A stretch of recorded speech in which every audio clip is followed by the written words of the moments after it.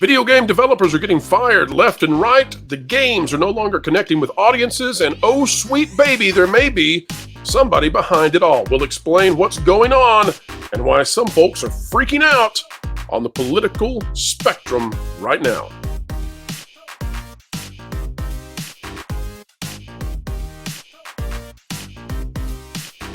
Hello, folks. Welcome back to the Pro Channel. We are so happy that you are here with us.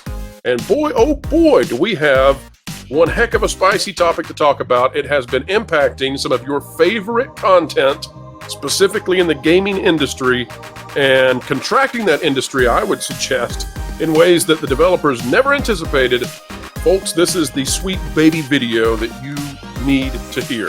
Joining us to go through this is John F. Trent, editor-in-chief of ThatPartPlace.com, as well as the host of the Trent Report here on YouTube. Welcome back, sir. It's good to be here. John, nobody, in my viewpoint, nobody has done the job that you have done of covering this in print form. I am looking forward to reading this to folks out there and getting into just the insanity of what has happened to the gaming industry over the past 5-6 years, however long this has been going on, and the impacts, because I see a parallel here. I think if you're not in the gaming industry, if you're in television, if you're in streaming, if you're in movies, this is the canary in the coal mine, and you better take notice now. And this probably has already been happening to those industries as well, but this is so visible. Let's just read these, and then I want your commentary because you understand this at a very high level. Oh boy, Sweet Baby, here we go. Sweet Baby Incorporated CEO makes it clear she wants to erase white male lead characters while employee shows disdain for white people. This by John Trent. I'm telling you guys and gals right now, you're not going to believe what's in the receipts that John has. Here's the article. Sweet Baby Inc. CEO Kim Belair made it abundantly clear the company wants to erase white male lead characters while the company's employee, Maya Kramer, expressed her disdain for said pasty white individuals.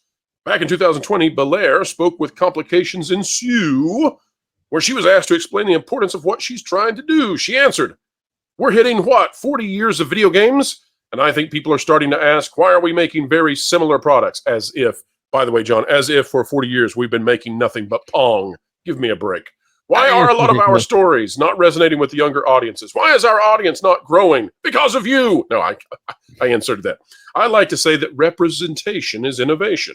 I think when people are asking for diverse stories, we're not asking for the same story with, diverse characters. We have to look at story and narrative as one of the things that we can innovate on, she continued. Like when you bring someone in from a different culture, from a different background, from a different gender, they're going to create something that we haven't seen before. Now, all of that, I like diversity in storytelling. I like diversity in characters. I like, because I like different perspectives and all of that, whatever.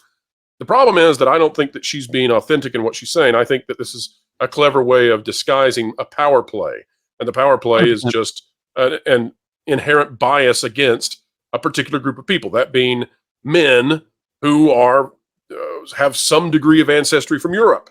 So, John, without walking through all of this, because you have captured a lot, and I want folks to go read this, what exactly is this woman saying? What has she been all about? And then we're going to get to some of those impressively bad tweets that you have kept the receipts for. What is she saying?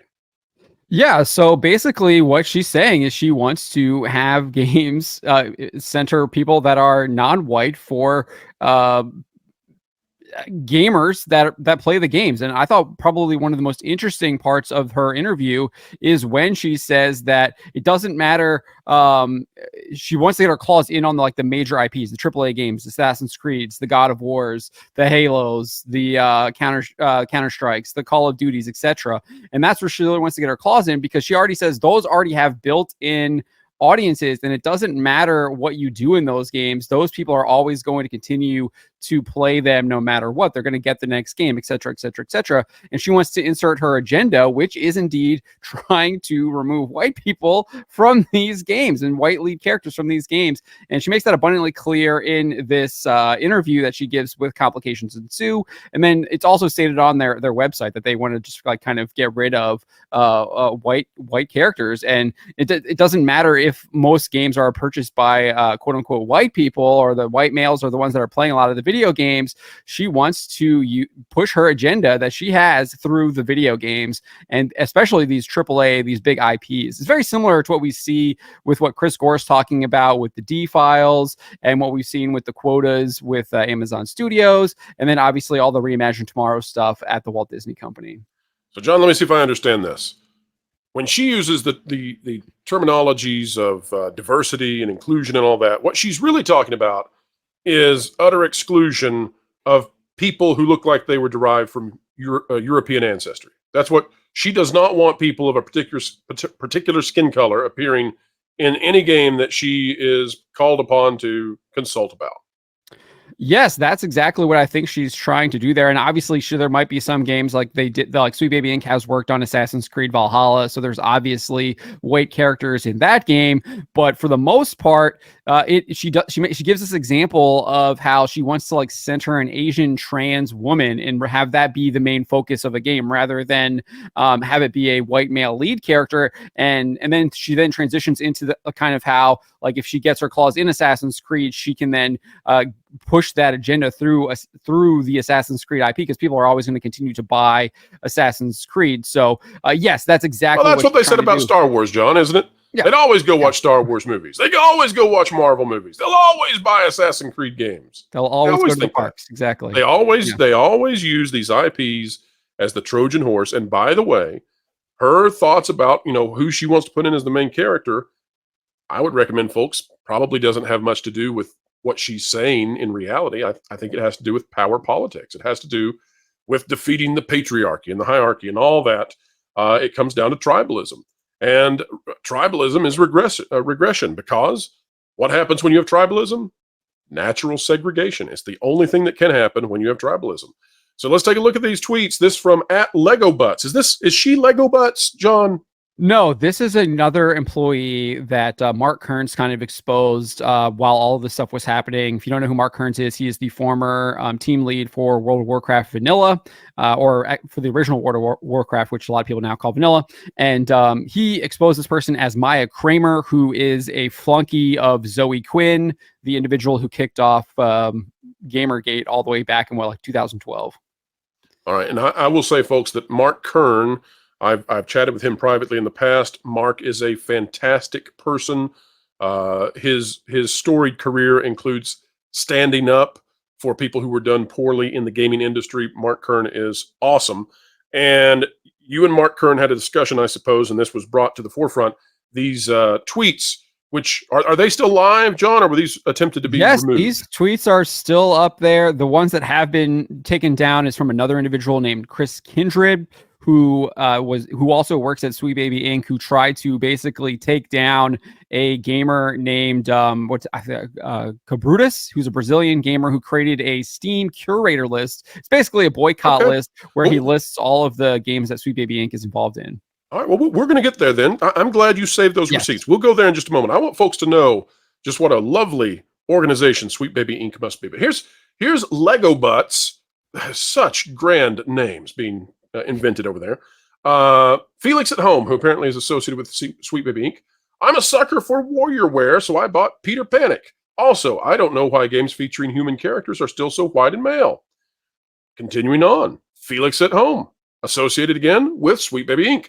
Pay me to shoot down your white male lead game ideas. Continuing on, looking around the mixer last night put into perspective just how white and male our dev scene really is. It's really white and male. Had a nightmare that I was a white male gamer. I usually get grossed out when straight white rich people kiss, but even I think those two are pretty cute. Visibility limited. Board well, this is just a wonderful individual. Yes, just a wonderful individual of kindness and goodness, and no, wait, reprehensible behavior online. Now, this is Chris Kindred down here, and this is what you were talking about before, I believe. Yeah, so a lot of what we just kind of talked about was dug up by other people. I think there's a guy named like Manga Gamer or something like that who really did a lot of the heavy lifting on finding these old interviews with Kim Belair and some of these older tweets here from Maya Kramer, but it was all done because this person here, Chris Kindred, decided to try and cancel a gamer, Cabrutus, who created this Steam curator list that basically compiles all of the games that are available on Steam that Sweet Baby Inc. Was involved in. I think it's up to 16 now. At the time when Kindred tried to cancel Cabrutus and get the Steam curator list taken down, the Steam curator list only had about 20,000 followers. Last I checked, it was over 126,000, and that's just within like 4 or 5 days. I don't even know what it is right now, because this morning it was at 120,000, and then around noon it was at 126,000. So it might even be around 150,000 now or higher. I don't know, but it's definitely been going up and up and up. The Streisand effect is in full effect. Of course, Sweet Baby is the consulting firm that is brought in and has been brought in on many of these AAA games to help them diversify and make their games politically appropriate. And what we're finding out is that this is just ism. This is just ism towards people of European descent, flat out, along with other people. So you just saw the comment that was made about Jewish people, and now there's this backlash. But I want folks to take a look, John, because you've done this article today about the backlash that we're discussing, where the Sweet Baby Inc. employee who tried to cancel Gamer over the boycott list, now Sweet Baby, apparently this employee has their X account limited, or is it the employee that, or the employee, the Chris Kindred has had the account limited. Yes. All right. And you've got these links here again, folks, for I love this. So Kindred says, they got me. I'm guessing a few hundred gamers reported me. Oh, I can't imagine why. For the fact you were trying to false flag someone. And here we've got another one from Kindred, trolling their forums and chats and realizing that they don't care about Sweet Baby at all. Sweet Baby is just the most visible and the most vulnerable. They think we're some super firm funded by BlackRock, receiving ESG funding and tasked by some entity to hold studios hostage. No, I think it's accurate, John, that there are a number of these firms whose only job is to sow division and tribalism and segregation, and do it under the moniker of virtue, but all they're actually doing is hating on various groups. Here's another comment. They don't know how many of us there are, so they make it up. They don't know what we do, so they make it up. They don't know what the impact our work has on the studios that hire us, so they make it up. And when they have that many open spaces to play in, they can create their own boogeyman. They think we're actively making games worse when studios are the ones making the choices they balk at. The nature of our work is often at the end, and is often just looking at things. Goes on to whine and complain and say people just don't understand them, yada, yada, yada, yada. So, John, what's the real impact of Sweet Baby? What have they been doing? Why are they suddenly scurrying into the shadows? Yeah, so they actually are a game consultant firm. I think Kindred might be right there when she talks about how they do look at games after the fact, but they're basically, there's a term in the book industry, I'm going to blank on the term right now, but they're basically these sensitivity readers is the word, right? And I think that's what this kind of firm does. They go through, comb everything after the fact and look for potential things that they might deem problematic according to their ideology, and will then provide feedback to the companies on how to change that. So you John, let me wrap my head around this. Just, I don't want to lose that point. You're telling me that these people call themselves sensitivity consultants or sensitivity readers. What are they again? Well, so in the book industry, they're called sensitivity readers. So like when you're reading novels and things like that, you see this, how they're going back and they're changing the language of old books to do you find it ironic, John, that these are called sensitivity trainers or readers or sensitivity consultants, whatever you want to call this? Do you find it ironic that these are the people who apparently are posting online that they hate a particular Middle Eastern people group? Isn't that interesting that those are the people who are supposed to be sensitive?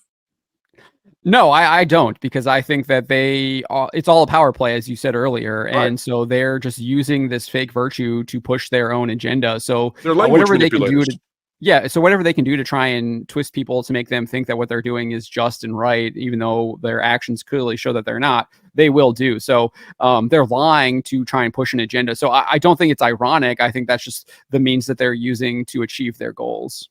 And they're running right now because they did not think they would be put into the light and because the gaming industry seems to be contracting based on the stuff that Sweet Baby has been involved in. Is that fair to say? Because let me say this: Nintendo's not shrinking. Nintendo's fine. Why is Nintendo Yeah, fine? Why are these other studios that don't interact with Sweet Baby? Why are they growing and doing great, and these others are yes. losing hundreds of devs?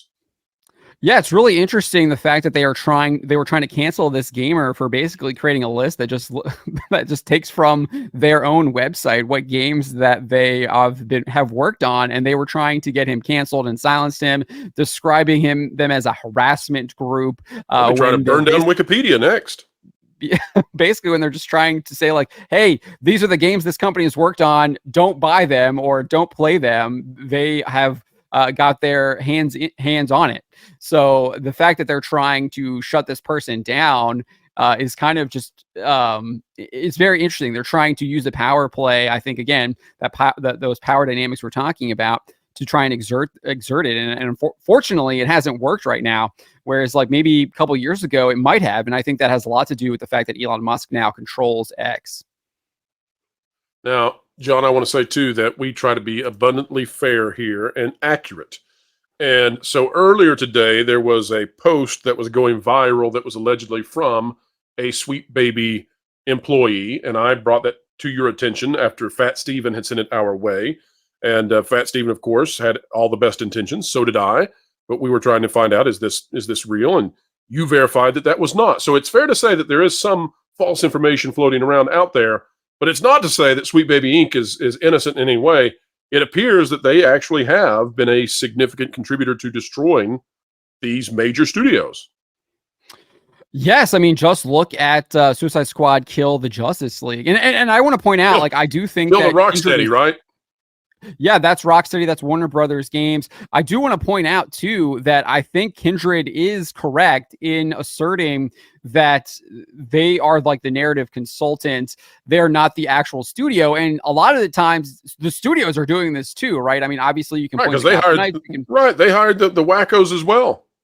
Right, and they actually like work within the studios. You can look at Ubisoft and all the stuff that they were doing in their own kind of. I think it was a couple years ago. They were basically like demeaning all of these people that were criticizing them, and then the game, whatever game it was, flopped horrendously. I think it was Ubisoft. I might be wrong on that studio, but yeah, a lot of these studios are very. I mean, it's very similar to what we see in production studios at Hollywood. They're activists, and the Walt Disney Company, etc. Activists now work at these companies. You know what we need, John? We need a new firm. We need a firm that after Sweet Baby gets in there and messes around with stuff, there needs to be a firm that it's only staffed by people from places like Oklahoma and Idaho. And all they do is they look at the statements from these people and go, what the heck does this even mean? What is this garbage? You know, because there needs to be a reality check. You are dealing with some people who are absolutely so far out on the fringes. They don't live in reality anymore. And they're the ones who are affecting our fiction. And they're doing it on purpose because they believe that the fiction will then make its way into the eyes and ears of young people, bypassing their parental observations. You know, you would never let these kinds of ideas come through your house. If somebody came to your door knocking and said, hey, I'd like to teach your child this and this and this, you'd say, get off my porch, get out of here. But the way they do this is they think, well, you won't pay attention to what your child downloads. You won't pay attention to this IP that you love. This franchise that you grew up with, and we'll sneak it in through there like a Trojan horse through your internet cables. You'll never see it coming. And I love that they've been put out into the light. And while I wish no one any harm whatsoever, I think it is appropriate that people know what groups like Sweet Baby, but not limited to Sweet Baby, are doing. John, final thoughts on this topic? Yeah, I'm just glad that more and more people are seeing a lot of this stuff. And again, I can't think that Elon Musk has so much to do with this. Obviously, he brought to light a lot of what the Walt Disney Company was doing with their ABC inclusion standard, something I've been talking about for like 5 or 6 years. And then now he brings it to light, and now we have an EEOC complaint filed against the Walt Disney Company. We're seeing people trying to obviously specifically target harass an individual for creating a Steam list list, and then that person's account is being limited on X for trying to cause that. So I do think we are seeing a little bit of a shift in the power dynamics that are at play, and a lot of it has to do, I think, with Elon Musk taking control of X. Obviously, it's not everything. I do think there is some kind of people are realizing what is going on here at a lot of these major institutions, a lot of these major companies, and how it has affected their entertainment for the negative, especially when they're pushing a lot of these quotas and agendas. And it's really good to see that more and more people are finally seeing this stuff and standing up against it. Absolutely. And John, I think you've been doing just a fantastic job of capturing what all is going on, making sure that these people are held responsible. And we'll just continue to do what we do, maintaining the receipts and capturing all of this. Folks, if you want to follow along with some of these stories that are just so, you just have to read them to believe them. You can't believe that these people say the things they say.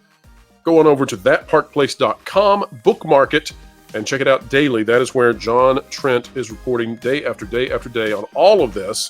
Also, folks, if you enjoyed this video and if you enjoyed these kinds of conversations, consider clicking the like button, share, subscribe, and when you click it, you stick it to the algorithms, it's the notification bell. Don't forget that tomorrow, noon Eastern time, we will be hosting the Town Hall with Bob Iger question and answer session as he attempts to fend off Tryon. We will have that live during the pro show at noon Eastern with analysis and commentary as we go. All right, folks, we must go now, but we hope you had a great time. Folks, if you want to say no to stuff like Sweet Baby, then maybe you need to take a proactive stance of monitoring what is in the content that you and your children consume. Just a thought. But for now, folks, wherever you are and whatever you're doing, keep learning, keep growing, and as always, keep having fun. Hey, folks, it's a big week coming up this week. Tuesday at noon Eastern, the Pro Show is covering the Town Hall with Bob Iger question and answer session live starting at noon Eastern. You do not want to miss it. Then on Thursday, don't miss out on That Park Place Live as they begin preview coverage of the Town Hall with Nelson Peltz and with Jay Rasulo, former CFO of the Walt Disney Company, as well as the Town Hall that will be coming up with them. Questions and answers there for the Tryon Group. Then at noon Eastern, coverage to Valiant Renegade, where it will take place, covering it live again. Don't miss a moment of it, folks. And don't forget Midnight's Edge also at noon Eastern, Monday, Wednesday, and Friday. We'll see you there.